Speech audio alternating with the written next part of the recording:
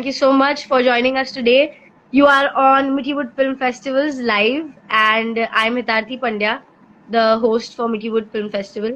And आज हम discuss करना चाहेंगे हमारी most favourite movie of this month at least, क्या मेरी सोनम गुप्ता बेवफा है. आई think that Z5 and Tyagi sir have done an amazing job with this, and of course Rahul sir being a part of the music has had his own journey with this. We've had some amazing hits. The songs are on replay. तो मैं चाहूंगी कि आज हम highlight करें कि Saurabh sir आप as a film director and Rahul sir आप एज अ म्यूजिक डायरेक्टर, आप दोनों ने कैसे इस मूवी के से और कैसे इस मूवी के म्यूजिक के वीडियो आइडिएशन पे कोऑर्डिनेट किया. आई एम श्योर कि हमारी जो ऑडियंस है वो जानना चाहेंगी कि दो डायरेक्टर्स जो डिफरेंट जॉनर के हैं उनकी तालमेल कैसे बैठती है. तो पहले तो मैं शुरू करना चाहूंगी कुछ क्वेश्चंस के साथ जिससे हमें आपके बारे में थोड़ा मालूम पड़ेगा. सो जस्ट अ फ्यू हाँ जी। Question. I begin with Saurabh sir कि आपने अपनी जर्नी टुवर्ड्स द इंडस्ट्री कैसे शुरू करी. बड़ी लंबी सी बहुत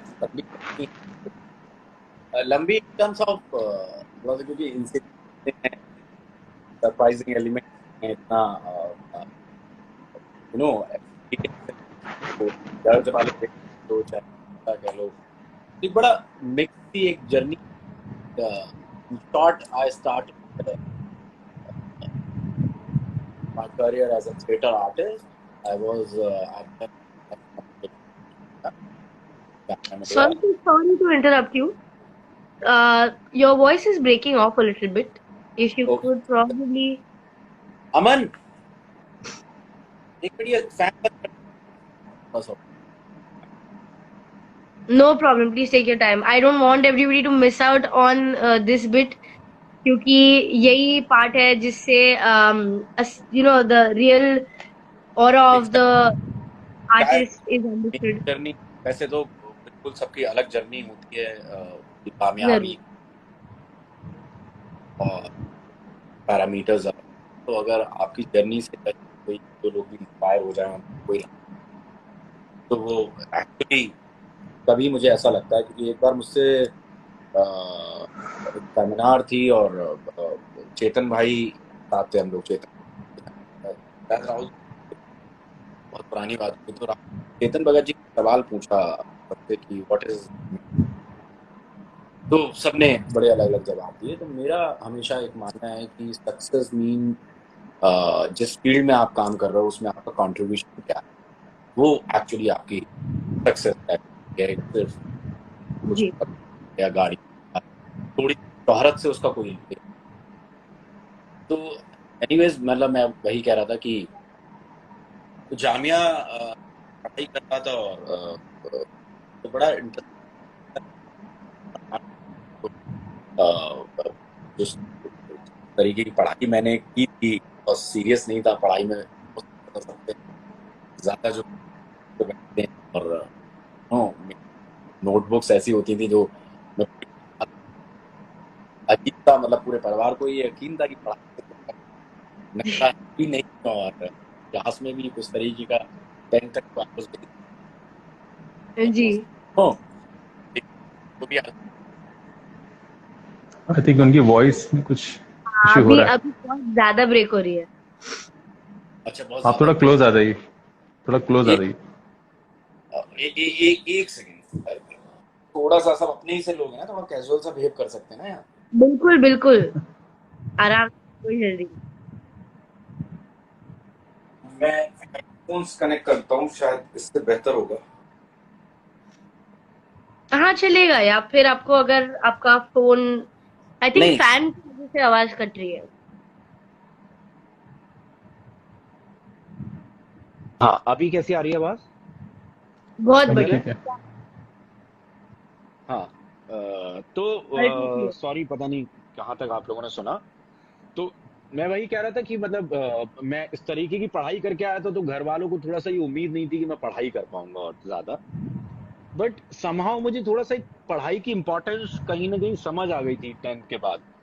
तो जी इतनी ज्यादा गाइडेंस हम लोगों पे होती नहीं है छोटे शहर से, क्योंकि हम लोग आते हैं तो। और सपोर्ट बहुत था फैमिली का, बट ये था कि पता नहीं क्या करना है और क्यों करना है। तो मुझे था कि मैं न्यूज रीडर बनना चाहता था। तो उसके लिए मुझे रास्ता दिखाई दिया कि बीए मास कम्युनिकेशन करना है, तो मैं दिल्ली आया और दिल्ली में मैंने पढ़ाई करनी चाहिए। तो मेरा कुछ जो यूनिवर्सिटीज थी जहाँ पे रिनाउंड थी और जिनकी एक अपने आप में एजुकेशन में पोजीशनिंग थी, वहाँ मेरा सिलेक्शन नहीं हुआ। और प्राइवेट इंस्टीट्यूट हम्म, में पढ़ने के लिए पैसे थे नहीं, तो पेरेंट्स ने मना कर दिया था कि भाई तुम्हारी पढ़ाई पे खर्चा करना almost like waste of money है, तो वो करेंगे नहीं हम।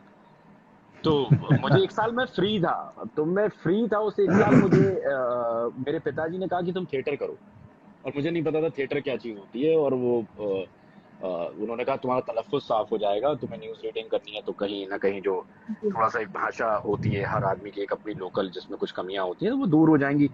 यूं करके अब मैंने थिएटर करना शुरू कर दिया। फिर मैं पढ़ाई के साथ साथ थिएटर करता रहा, और एक्टर बनने में बम्बई आया था, लेकिन थोड़ा सा ऐसा लगा कि ये बहुत डिसरेस्पेक्टिंग सी जॉब है और मैं ऐसा क्यों करूं, क्योंकि मैं ठीक ठाक चीजें करता था जहां भी था। पढ़ाई भी कर रहा था तो भी ठीक ठाक जाना पहचाना जाता था, थिएटर में भी ठीक ठाक जानने लगे थे लोग। तो एक वो था अपने आप से, एक नाराजगी सी थी यार, ये मैं ऐसे धक्के तो नहीं खाऊंगा यार, मैं ये नहीं कर सकता।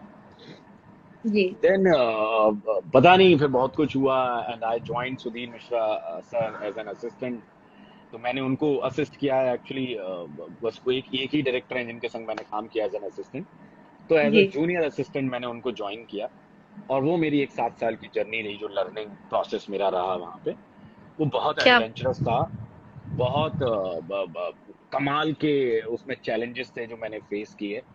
और उससे निकल कर फिर ये डिसाइड करना कि मैं खुद काम करूंगा और खुद लिखूंगा और खुद बनाऊंगा, वो एक बहुत ही डिफिकल्ट मतलब सिचुएशन थी। क्योंकि आप ये डिसीजन लेना और उस एज में जब आप काफी यंग हो और लोगों से वहाँ एक्सेप्टेशन भी बहुत कम है इंडस्ट्री में हमेशा। यहाँ पे अगर आप किसी फिल्मी बैकग्राउंड से नहीं हो तो आपकी एज से जज करते हैं कि आप कितने मेच्योर हैं। तो आई जी वॉज जी very young that time when I wrote my first script. I was hardly शायद 23। तो जब मैं सोनम के लिए फंडिंग मांगने जाता था तो मैं बहुत यंग सा बच्चा था, तो लोगों को बिलीव ही नहीं होता था कि आप डायरेक्ट करेंगे और कैसे करेंगे। मतलब वो ट्रस्ट जनरेट करने में बहुत वक्त लगता था। जब कोई एक बार नरेशन लेता था, स्क्रिप्ट सुनता था, तो उसको थोड़ा सा समझ में आ जाता था कि हाँ ये इस लड़के को सिनेमा आता है, या मतलब जो भी एक इसका एक अपना सिनेमा है। तो जी वो एक था, शुरू में चैलेंजेस थे। देन ऑब्वियसली बहुत लोगों का साथ था। और उसमें से Rahul is one of the very close friend, जो बहुत पुराने हैं, जिन्होंने मेरी शॉर्ट फिल्म से लेके और मेरी हर जर्नी को जिसने बहुत क्लोजली देखा है, तो राहुल है। हम लोग इतने पैशनेट थे अपने काम के लिए और हैं कि हम लोगों ने स्क्रिप्ट से पहले ही 2 गाने बना लिए थे कि ये फ्लेवर के गाने हैं राहुल, इनको बनाते हैं। और नरेशन में मैं जब ये गाने सुनाता था तो एक बहुत ही ब्यूटीफुल इम्पैक्ट आता था। तो जी इस तरीके से पूरी जर्नी रही। इस पूरी जर्नी में सबसे ज्यादा इम्पोर्टेंट जो मेरा रहा कि डिसीजन, आपकी पावर एक बहुत मैटर करती है, आपकी अप्रोच सबसे ज्यादा मैटर करती है। अगर कहीं किसी भी फील्ड में आपका अप्रोच क्या है, वो बहुत मैटर करती है। एंड परिस्थितियां ऑब्वियसली आदमी की जिंदगी को बहुत उधेड़बुन करती हैं, लेकिन जिसने परिस्थितियों के संग ही टैकल कर लिया, तभी आपको एक थोड़ी सी अलग पहचान मिलती है। वरना तो काम सब करते हैं और अच्छा करते हैं, बेहतर करते हैं। तो ये मेरा एक है सबसे कि भाई आप जो डिसाइड करो वो करने की पूरी कोशिश करो, शिद्दत से करो। और जब आप करोगे तो ऑब्वियसली आपको, जब एक्चुअल में आप करना चाहते होगे, तो आपको सबसे पहले अपनी खूबियों से पहले अपनी कमियां समझ आएंगी और आप इमीडिएट अपनी कमियों पे काम करना शुरू कर दोगे। वो एक एटीट्यूड है, वो एक अप्रोच है टूवर्ड्स योर वर्क। वो ये नहीं है कि मैंने मान लिया और ये हो जाएगा, मैंने मान लिया, वो भी अच्छी बात है, बट आपको खुद को तो बहुत खुद से बहुत सच्चा रहना पड़ता है। इस पूरे मीडियम में, इवन किसी भी मीडियम में, आई थिंक। या सही बात है। क्या बात है। आई think that a lot of things Rahul sir भी रिलेट करेंगे।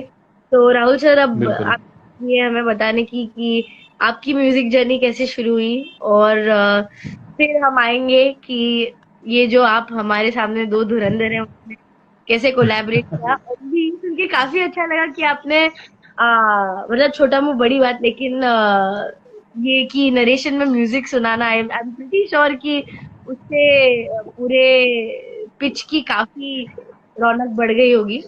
तो वहां तक मैंने राहुल सर के मतलब बारे में जानते। आपका sense of cinema, sense of music, क्योंकि हिंदुस्तान में जो फिल्म है, अगर आप एक कमर्शियल फिल्म बनाने जाते हैं जी तो उसको फिर थोड़ा सा जज करता है ना इंसान आपको, और आपका सेंस होना जरूरी है।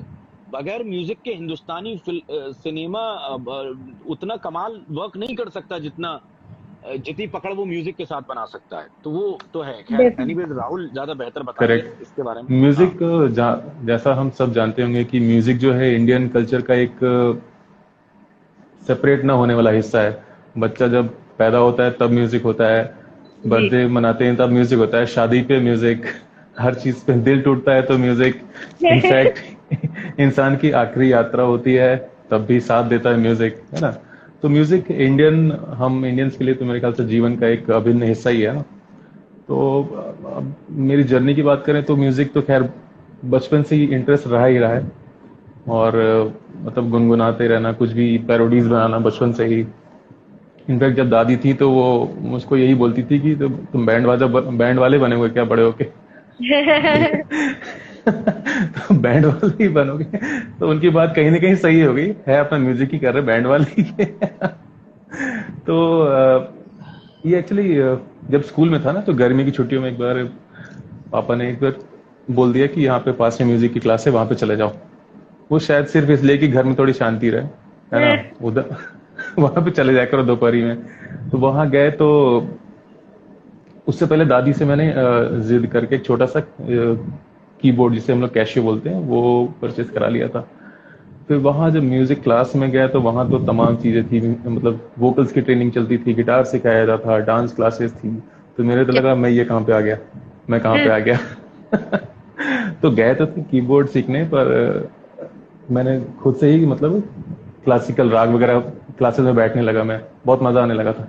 क्या बात तो ऐसे ही मतलब ये एक वहां से किक मिली कि ये बहुत सही चीज है, अब तो मजा आने लगा था उसमें।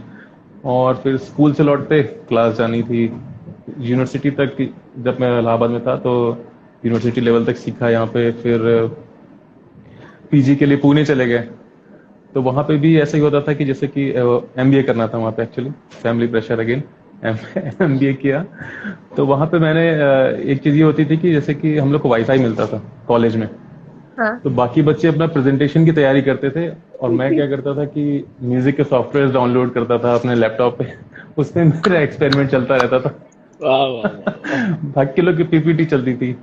मैं और मेरा वहां पे मैं एक फ्रेंड से मिला, नीरज, तो हम दोनों का ऐसे ही था। तो दुनिया प्रेजेंटेशन बना रही, बाकी लोग परेशान ही कल प्रेजेंटेशन कैसे होगी, ये कंटेंट डाउनलोड करो, ये करो। हम लोग का अपना म्यूजिक, धीरे सब लोग बैठे हैं, लैपटॉप पे म्यूजिक चलता रहता था। तो वहां पे गाने कंपोज करना एक्चुअली वहां से ही स्टार्ट हो गया था काफी हद तक। गाने बनाना, लिखना, कंपोज करना, स्कूल और कॉलेज में भी पार्टिसिपेट करना। जी। लेकिन बात तो ये ना, कॉलेज खत्म हुआ तो फिर अभी म्यूजिक की डिग्री तो ली नहीं थी, ली थी एमबीए की डिग्री। सही बात है। प्लेसमेंट्स का टाइम आया तो फिर ज्वाइन भी किया।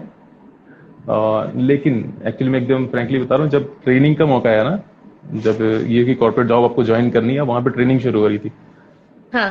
तब मुझे लगा कि अभी ये शायद फंस जाओगे राहुल, अभी यहाँ पे अगर शुरू कर दिया तो फंस जाओगे।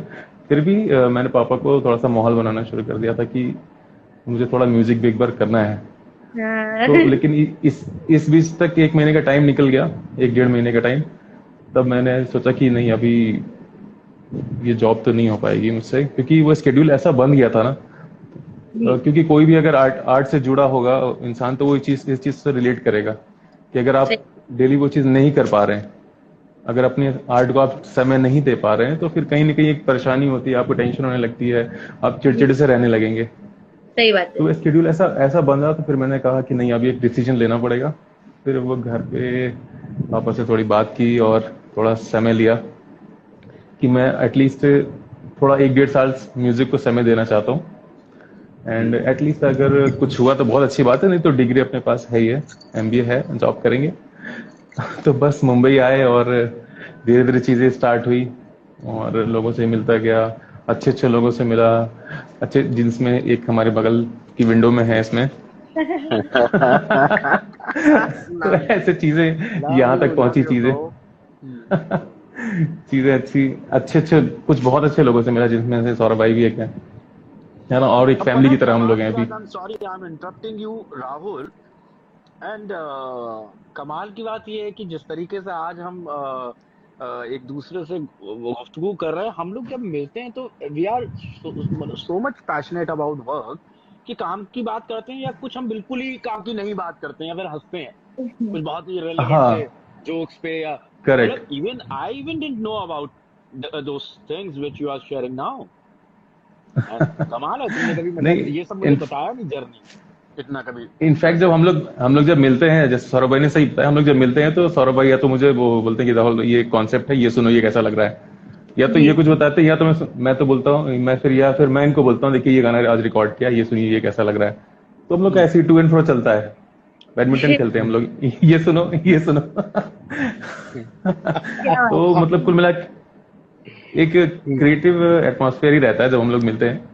हम्म। और ऐसे ही मतलब सोनम गुप्ता के टाइम ही भी रहा है कि इनको क्लोजली जानने का एक बहुत बड़ा बेनिफिट मिला, मतलब म्यूजिक करने में, क्योंकि अगर आप किसी पर्सन को जान रहे हो, उसकी मेंटालिटी जान रहे हो, उसके एंजॉय करने का जो वाइब्स हैं वो आप कैच कर सकते हो। तो कहीं ना जी। कहीं उनकी क्रिएटिव वाइब से मैं रिलेट कर पा रहा था कि अगर ये बंदा एज ए डायरेक्टर सोच रहा है, हाँ, तो वो कहीं ना कहीं और उसका एक आउटकम दिल पे फोड़ दूं बम है एक्चुअली। जी। क्योंकि वो और खिलंदड़पना जो होता है ना, एक जो पेपीनेस इंसान की होती है, तो वो एक्चुअली वहीं से नब्ज पकड़ में आई स्टोरी की। तो ऐसी चीजें धीरे धीरे आती गई।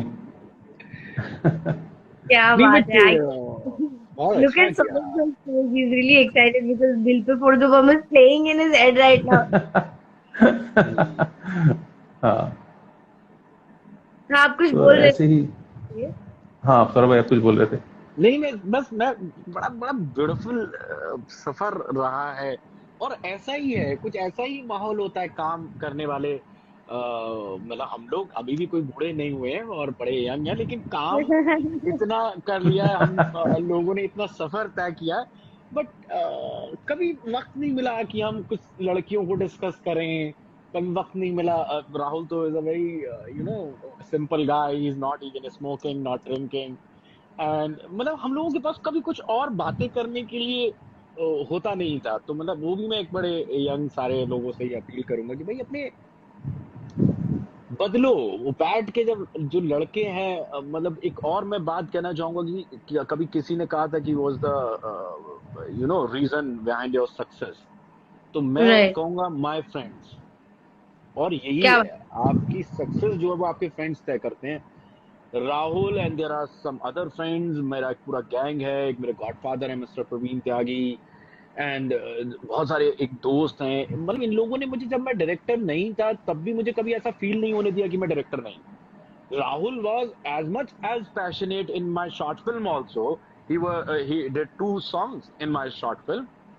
तो इतना ही सिंसियर थे हम लोग, एंड हम उतने ही चाव से वो गाने बार बार सुनते थे। अरे वाह वाह बात क्या बना लिया है। और मतलब there were no commercial aspects, मतलब in fact in those works. तो वो ऐसे कुछ कमर्शियल एक्सपेक्टेशंस भी नहीं थी एक दूसरे से, और तो ऐसा ही होता है, ऐसा ही होता है चीजें। या क्या the mix of nostalgia and the amount of information that अभी हमारे तरफ आई है, हम सब काफी सोच में पड़ गए। आई थिंक सौरभ सर, आपने जो बात कही that the crowd that you surround yourself with is very important. I think correct. That हर कलाकार के लिए पूरा आप हम जिसको बताए वो कम है, क्योंकि आप जैसे बोलते हैं कि अगर आप बैठे हैं तो आपकी हमेशा टू एंड फ्रो चलती रहती है। and that is such a beautiful environment for an artist जहाँ पे ideas है, inputs है बिल्कुल और बिल्कुल बिल्कुल बिल्कुल। ये बात इनफैक्ट मैं आपको एक बीच में इंटरप्ट करना चाहूंगा। अपने जरूर। इसी फिल्म का जो दूसरा गाना है ना, जी जो रोमांटिक सॉन्ग है, कुछ पास मेरे, अब वो कहाँ से निकला मैं वो बताता हूँ। अपने सौरभ भाई को शायरी करने का बहुत शौक है, बहुत अच्छा लिखते हैं। तो जी मैं एक दिन ऐसे ही इनके पास गया था, मेरी कुछ मीटिंग थी कहीं पे, तो मैं ऐसे ही मिलने चला गया। तो सौरभ भाई ने सुनाया कि राहुल ये सुनो। इन्होंने मुझे एक शेर सुनाया। जी तो मैं गिटार लेके ऐसे कुछ गुनगुना रहा था। हमने कहा एक बार फिर से हो जाए। इरशाद बोला। दोबारा इन्होंने सुनाया। हमने कहा ठीक है। और उसके बाद जब मैं नेक्स्ट डे आया जब मैं, तो इनको मैंने फिर कुछ कंपोज करके सुनाया था। और फिर वो गाना, फिर ये वही शायरी है जिसने इस गाने का रूप लिया था, क्या बात है कुछ बताइए। पास मेरे। हाँ। तो बस यही ऐसे क्रिएटिव प्रोसेस धीरे धीरे चल रहा है। मतलब मुझे म्यूजिक का आई कैन मतलब मेरा एक म्यूजिक सेंस में मैं उतना है कि मैं सुन सकता हूँ और सुन के गाने समझ सकता हूँ कि ये ठीक है, वर्क कर सकता है या नहीं। जी वो 100% कई दफा सही नहीं होता है, बट फिर भी सोनम गुप्ता की जो एल्बम है मुझे काफी अच्छी लगती है, not because of its my film. है उसमें एक कमाल है, उसमें एक बड़ी सोल है सारे गानों के अंदर। तो अब मैं कई दफा राहुल के संग खामोखा मतलब हम लोग कई बार कंपोज करने की कोशिश करने लगते हैं। मैं राहुल को बताने लगता हूँ अच्छा इसको ऐसे कंपोज करते हैं, तो आई एम श्योर राहुल घर जाके बहुत हंसता होगा कि यार सौरभ भाई कंपोजिंग भी इनको समझ नहीं है, बट फन बहुत है। इवन मेरा तो क्या है म्यूजिक का, राहुल तुम्हें पता है, मैंने शायद तुमसे कभी मेरे घर के पास में एक पान शॉप हुआ करती थी, ऑलमोस्ट घर के सामने ही कह लो, थोड़ा सा दाएं बाएं। तो हम्म। बड़ा इंटरेस्टिंग कैरेक्टर था उसका, नाम था पुच्ची, और उसकी दुकान पुच्ची। का भी नाम है पुच्ची पान भंडार करके ऐसे करके। एंड पुच्ची इज अ गाय जो मतलब मैंने बचपन से देखा है पुच्ची को, कि वाइट कलर के बूट्स पहन के और वाइट कलर का एक कोट है, वो शायद अभी भी पहनता है वो वाइट कलर के वो क्या कपड़े। बात है। और एक बड़ा हम्म। इंटरेस्टिंग सा दिखने वाला आदमी, और वो सुबह से म्यूजिक चला देता था। तो 7 बजे अच्छा। अपनी दुकान खोलता था, 6-7 बजे, और वो कॉन्टिन्यूसली रात तक म्यूजिक चलाता था उस दुकान पे। और वो वाह। सारे गाने गोविंदा के, और उस समय के 90s 80s, 90s मतलब के, करेक्ट। हाँ हाँ। मेरे फैमिली कभी कभी बहुत इरिटेट होती थी उससे, but somehow I enjoyed a lot कि अरे यार अच्छा पुच्ची ने ये बजा दिया है। तो वहां से उतनी जानकारी, क्योंकि घर में उतना म्यूजिक सुनने को शायद नहीं मिलता था, या वो वैसा माहौल नहीं था, तो वहां से मुझे जो म्यूजिक मिला। तो कई बार देखिए कितनी अजीब सी चीजें होती हैं जो आपको बचपन में पता नहीं, सिनेमा म्यूजिक आप कहाँ से उठा के लाते हैं, कहाँ से वो चीज आपको प्रोफेशनली हेल्प करती है। यस। करेक्ट करेक्ट, सही बात है। Definitely. So the content that you consume subconsciously or in your surrounding definitely contributes. So like Rahul sir बता रहे थे कि इंडियंस के लिए म्यूजिक के बिना तो कुछ होता ही नहीं है, right हाँ from birth बिल्कुल। to death, there is always music in some form, which is very interesting because I never thought about it like that. I did think कि हमारे मूवीज में बहुत गाने होते हैं और गाने के आसपास भी काफी स्टोरियां बनती हैं, लेकिन ये तो मैंने करेक्ट। कभी सोचा ही नहीं कि हम स्टार्ट से एंड तक तो म्यूजिक पे ही फोकस रहते हैं हर चीज में। बहुत हाँ अच्छी मतलब बात। कि हमारे यहाँ तो खुशियां मौत पे भी गाने हैं। करेक्ट। मतलब बिल्कुल कई कल्चर में ऐसा है कि आपके मरने के बाद के अलग गाने हैं, वो बजते हैं। जी देखिए मैं आपको बताऊं, शायद आप लोग को पता हो या ना हो, मतलब मैंने ऐसे बहुत सी अंतिम यात्राएं देखी हैं जहाँ पे प्रॉपर बैंड्स बुलाए जाते हैं, जैसे जी शादी विवाह में बैंड होता है, प्रॉपर कर, अंतिम यात्रा में म्यूजिक के साथ निकलता है। वो उस चीज को सेलिब्रेट करते हैं। जी उस चीज मतलब एक इंसान आया था, उसका एक अच्छा जीवन रहा, अब उसकी यहाँ से विदाई हुई, तो उसको एक रिस्पेक्ट देते हुए सेलिब्रेट करते हैं उसको। तो म्यूजिक तो मतलब एक अभिन्न अंग है। क्या बात है। तो अब तक हमने आपकी पर्सनल जर्नी के बारे में जाना, अब थोड़ा टेक्निकलिटीज में आ जाते हैं। We have I think the last 10 minutes with us because उसके बाद तो इंस्टाग्राम ही हमें बाहर फेंक देगा। मैं चाहूंगी कि हमारा कॉन्वर्सेशन आगे रह जाए। Apparently the algorithm only allows us 45 minutes। तो मुझे ये जानना है कि राहुल सर, आपने जो भी कंपोजिशन किया, आपने जो भी डायरेक्शन किया आपके आपके आपके डिपार्टमेंट में, एंड सौरभ सर, आपने जो आपका आइडिएशन किया, तो आपका एक दूसरे के साथ कितना रहा है ईच अदर्स जर्नी, कि सौरभ सर ने आपको बता दिया कि अच्छा मुझे नहीं यहाँ पे ऐसा चाहिए, या आपने उनको बता दिया कि नहीं यहाँ पे ऐसा अगर दिख जाए वीडियो में तो ज्यादा बेहतर लगेगा? हम्म।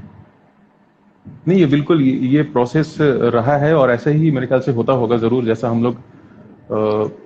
लोगों ने इस फिल्म में भी किया कि जैसे कि सौरभ जी की जो विजन थी एज ए डायरेक्टर, ये मुझे जी जैसे ये ब्रीफ कर देते हैं, किया इन्होंने कि कुछ इस फील का गाना है, कुछ मैं इसको ऐसे दिखाने वाला हूँ, हम इसको ऐसे प्रेजेंट करने वाले हैं, प्लस स्क्रिप्ट में क्या लिखा है, नरेशन में मैं तो सुनता ही आता था, तो एक जी फ्लेवर जब पूरा पकड़ में आ जाता था, देन उसको म्यूजिकली कैसे प्रेजेंट करना है, इस पे हम लोगों ने काम किया। और जो भी कुछ टेक्निकलिटीज भी मतलब को भी फॉलो करना पड़ता है, वो भी हम लोगों ने किया। और इस पे अपनी तरफ से भी मतलब इनपुट्स दे सकते हैं कि नहीं सौरभ भाई, इसको हम लोग ये भी दिखाएं तो ऐसा अच्छा आएगा, म्यूजिकली हम लोग इसमें ये चीज करें तो ये अच्छी आ सकती है। बाकी लास्ट कॉल तक डायरेक्टर की होती है, हम लोग छोड़ देते हैं उस पे जब फिल्मों की बात होती है ना। मतलब देखिए, इसके पीछे एक और वजह है कि मतलब इवन राहुल मेजरली पूरा काम एज अ म्यूजिक डायरेक्टर जो पूरी फिल्म में किया है वो राहुल ने किया है। इसके अलावा रोचक कोहली भी है नहीं, फिल्म में, हाँ, रोचक, करेक्ट। रोचक हैं, और पायल ने भी शायद एक गाना कंपोज किया है। जी जी और तो मतलब मेरा जो मैं जिस तरीके से स्क्रीन प्ले में ये क्लियर कर पाता हूँ कि मुझे किस तरीके का गाना चाहिए, वो दरअसल बहुत ज्यादा चेंजेस या बहुत ज्यादा उठापटक तब होती है जब डायरेक्टर को ये समझ नहीं आ रहा कि गाना चाहिए कैसा। तो हम्म। वो मैं जो जिस तरीके से मैं एलेबरेट करता हूँ अपने कहानी में, तो ज्यादातर जी ऐसा होता है ये लोग जो गाने बना के लाते हैं वो 99% वेरी क्लोज टू सिचुएशन होते हैं। मतलब उसमें फिर कुछ थोड़ा सा ये होता है कि थोड़ा और ऊपर उठा दो, या अच्छा ये थोड़ा सा आवाज या बाकी जी राहुल के साथ तो मेरा ऐसा है कि he just made the song and I liked it, कि हाँ जी ये वैसा है। I'm sure that's every directors and music directors dream कि भाई दोनों पार्टी को तुरंत पसंद आ जाए और जो फ्लेवर चाहिए वो करेक्ट, बाहर है। So I correct. think definitely dream. No wonder Sonam Gupta got 5 stars and so much traction. तो ये I'm really glad to understand that आपने जिस तरीके से समझाया क्या प्रोसेस है, कैसा है। अब थोड़ा बहुत आते हैं कि पैंडेमिक चल रहा था, आई एम श्योर कि अभी भी जो भी शूटिंग और रिकॉर्डिंग की जो भी तकलीफें चल रही हैं, तो वो सब मद्देनजर रखते ये कैसे आपने एग्जीक्यूट किया? देखिए, इन टर्म्स ऑफ पैंडेमिक हमें तो थोड़ी सी तकलीफ एज एन शूट कम हुई, क्योंकि हमारा 90% फिल्म हमारा बिफोर पैंडेमिक शूट हो गया था। इनफैक्ट फिल्म पिछले साल 19 जून की रिलीज थी उसकी, लेकिन थोड़ा सा जो काम रह गया था वो रह गया था, और उसके लिए हमें जितनी फाइट और वेट करना पड़ा वो मतलब काफी ज्यादा हो गया था इन टर्म्स ऑफ, क्योंकि अगर वो 4 दिन की छूटी हुई शूटिंग अगर उसी समय शुरू में हो जाती तो फिल्म शायद जी बहुत पहले और कभी आ चुकी होती। तो मतलब इतना ज्यादा, लेकिन हाँ एक तकलीफ का विषय तो रहा है, और पूरा सिनेरियो चेंज हो गया है आफ्टर पैंडेमिक।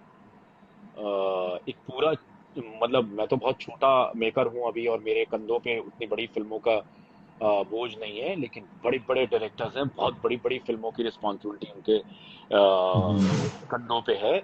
और उस सिनेरियो में इतना बड़ा चेंज आ जाना कि पूरा पूरा जिस तरीके से पूरी इंडस्ट्री फंक्शन करती थी वो फंक्शनैलिटी चेंज हो गई है, जी उसमें फिट इन होना, और उससे फिर क्योंकि film is a medium of business, उससे पैसा अडेप्ट। निकालना वो एक बहुत ही चैलेंजिंग काम है। And I am very happy that in India, I should say thanks to every producer who are making films, because they are very passionate about to make the films, and I'm very thankful.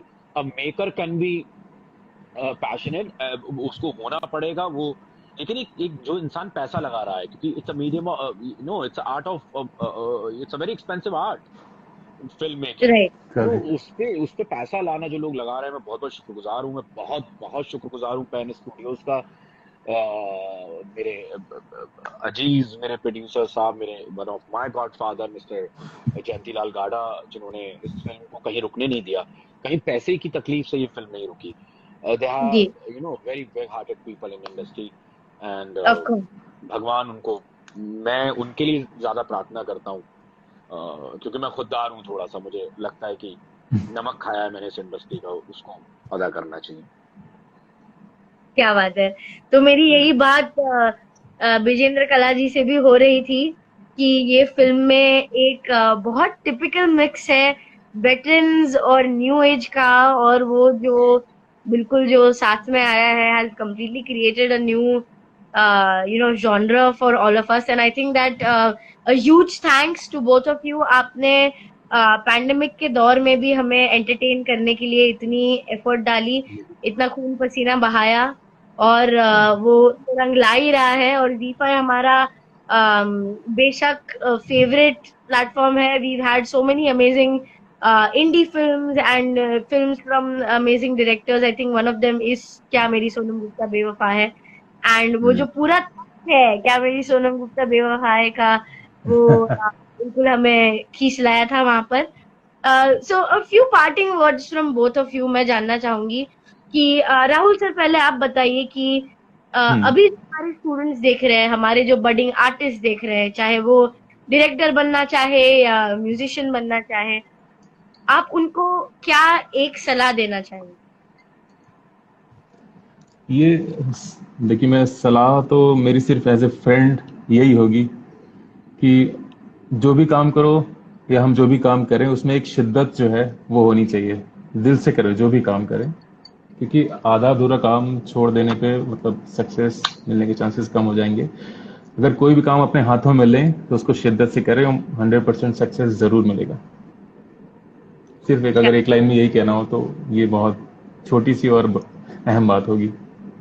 Definitely definitely. Saurabh ji. Sir, आप क्या सोच रहे हैं? देखिए, मुझे तो ऐसा लगता है कि अगर मैं अपने इन्वेस्टर्स को कहूँ कि आप इंडस्ट्री में आइए, हर आदमी को ये इंडस्ट्री वेलकम करती है। जितना आप ग्रो करते जाते हैं, आपका level of style of working और चीजें और आपके ऊपर चीजें बढ़ती चली जाती है। बट एक चीज मैं देख रहा हूँ पिछले, राहुल, इनफैक्ट मैंने बड़ा क्लोजली ये चीज फील किया है, because there are so many people in my team also. हम उम्र से लड़के हैं, 1 आध साल छोटे बड़े होंगे, जो आते हैं काम करने। बहुत सारे लोग यहाँ ग्लैमर के चक्कर में आते हैं। एक फिल्म मेकर बनना, एक म्यूजिशियन बनना, एक राइटर बनना, एक कैमरामैन बनना, ये अगर किसी इंसान को ग्लैमर अट्रैक्ट कर रहा है तो फिर वो गलत है। क्योंकि ये इंडस्ट्री क्या है, ये अपने आप में क्योंकि बहुत सारे लोग इस इंडस्ट्री में को कहते हैं क्योंकि कोई डिग्री नहीं चाहिए। एनीबॉडी कैन से कि I am a music director, भले ही उसने कुछ किया है या वो करने लायक है नहीं है तो वो, बट एक्चुअल में जो लोग हैं, जितनी बड़ी ये इंडस्ट्री है वो बहुत कम लोगों की है। Very few people like in terms of those numbers, जितने लोग यहाँ पे हैं एग्जिस्ट करते हैं, उनसे बहुत कम लोग ऐसे हैं जो काम कर रहे हैं।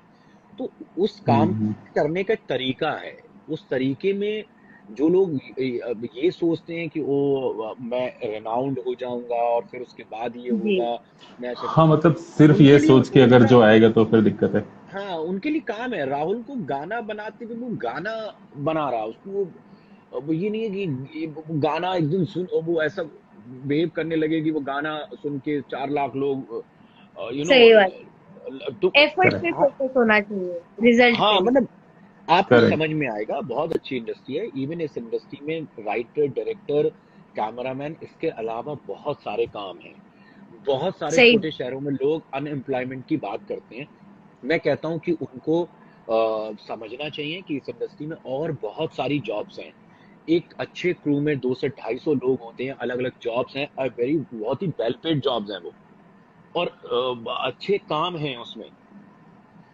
आप उस तरीके की चीजों को भी ट्राई करिए। वो हिंदुस्तान में जो तरीका है सिर्फ डॉक्टर और पायलट, ऐसे ही वो फिल्म की बात करो तो आपको सिर्फ राइटर या डायरेक्टर या कैमरामैन, कुछ ऐसी आपको पता ही नहीं है कि और कितनी सारी जॉब्स हैं यहाँ पे, कितनी सारी टेक्निकल जॉब्स हैं। उनके बारे में सर्च करो, उसमें मौज लो। जरूरी नहीं है जो डायरेक्टर आपको दूर से देखने में बहुत ग्लैमरस और बहुत खुश लग रहा है, उसके ऊपर रिस्पॉन्सिबिलिटी भी बहुत बड़ी है, उसका सही रिस्क बात। भी बहुत बड़ा है हम्म करियर को लेके। तो वो भी एक चीज है। तो मेरे हिसाब से डायमंड से अट्रैक्ट नहीं हो, अपने अंदर झांको और डेफिनेटली ढूंढो। आई थिंक आप दोनों ने बहुत महत्वपूर्ण बात की है। एक तो नहीं, एक चीज और बोलूंगा, एक चीज ऐड करना चाहूंगा। मतलब मैंने भी कहीं ये चीज सुनी थी, किसी ने मुझे बताई थी ये चीज, कि बहुत से लोग कोई क्वेश्चन पूछते हैं कि मैं भी इंडस्ट्री में आना चाहता हूँ, मैं कब आऊँ, राहुल है सर, ना? सॉरी यू ऑफ, अगर लाइव बंद हो जाए तो मैं I will restart the live, you can just okay join back. Okay. मैं कह रहा हूँ कि मतलब ये क्वेश्चन बहुत से लोग पूछते हैं कि मैं भी इंडस्ट्री में आना चाहता हूँ, मैं भी करना चाहता हूँ, मैं कब आऊँ, मतलब कैसे आऊँ।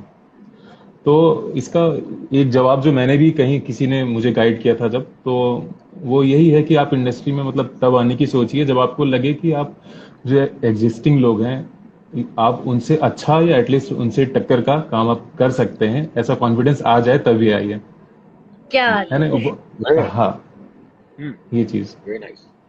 तो ये आई मेरे सही ख्याल बात। से, हाँ, पर ये से अगर हम ध्यान में रखें तो अननेसेसरी स्ट्रगल से बच जाएंगे, अपनी तैयारी करके मतलब आए वहां पे, मतलब तो ज्यादा अच्छा इवन बेनिफिशियल राहुल, होगा। मैं एक चीज कहूंगा कि अच्छा बुरा तो फिर भी एक चीज है, अपना क्या है, आपका करेक्ट खुद रंग क्या है, और वो जो सही आप करेक्ट। अच्छा मान बैठे हो वो लोगों को कितना अच्छा लग रहा है, उसका सेंस अगर आपका हम्म यू नो हम्म सिंक है तो आप हम्म वर्क कर जाओगे। हम्म। अदरवाइज जैसे लोग बोलते हैं ना बंदे कि होते हैं। इंडस्ट्री में काम अच्छा नहीं हो रहा है, कुछ लोग बोल सकते हैं ऐसा हम्म कि एक ABCD काम अच्छा नहीं है, तो आप अगर आपको लगता है आप उससे भी अच्छा कर सकते हैं कुछ, देन आप मोस्ट वेलकम, करना चाहिए, तब आप आइए। I think that to summarize if I may, आप कहना चाहते हैं कि पहली बात तो अपने स्किल सेट पर फोकस करें, उसको बिल्कुल बिल्कुल। निभाएं, उसको आगे लेकर आए, और उसके बाद अपनी एक जगह ढूंढिए। घिसा पिटा काम करने के लिए मत दौड़िए, जहाँ पे आपका करेक्ट। एक अपना वैल्यू। निश क्या है, जी, अपना निश वहां डेवलप पे करें। थोड़ी सी बिल्कुल पढ़ाई आई लिखाई थिंक जरूरी है। मतलब पढ़ाई छोड़ के मत आइए इंडस्ट्री में, ये तो पढ़ाई छोड़ बिल्कुल के जरूरी है। बिल्कुल मत आइए।